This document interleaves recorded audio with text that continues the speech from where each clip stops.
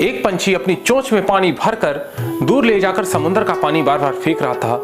तभी एक दूसरा पंछी आता और कहता, भैया तू ये क्या कर रहा है? तभी पहला पंछी बोलता है कि भैया मैं इस समुद्र को सुखा दूंगा, क्योंकि इस समुद्र ने मेरे बच्चे को डुबो दिया।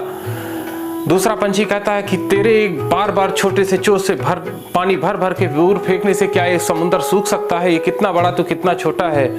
तभी पहला पंछी बोलता है दूसरे से कि भाई देना है तो साथ दे, सलाह मत दे।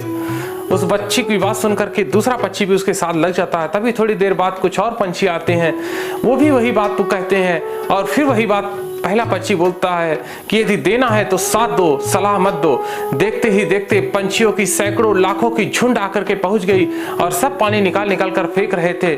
सारे पंछियों के जाने को सुन करके गरुड़, पक्षीराज गरुड़ भी उन सभी पक्षियों का साथ देने के लिए चलने जाते हैं। तभी भगवान विष्णु आकर के कहते हैं कि गरुड़ तुम कहाँ जा रहे हो?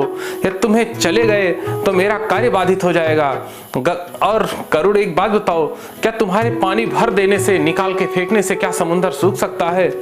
तभी गरुड़ ने भी वही शब्द कहा कि प्रभु देना है तो साथ दीजिए, सलाह मत दीजिए।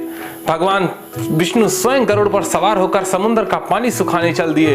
तभी समुद्र देव हाथ जोड़कर प्रकट होते हैं और कहते हैं प्रभु मुझसे गलती हो गई, ये लीजिए इस पंछी के दोनों बच्चों को मैं आपको लौटाता हूँ। और सभी पंछी प्रसन्न हो जाते हैं। दोस्तों, इस कहानी का सारांश क्या है?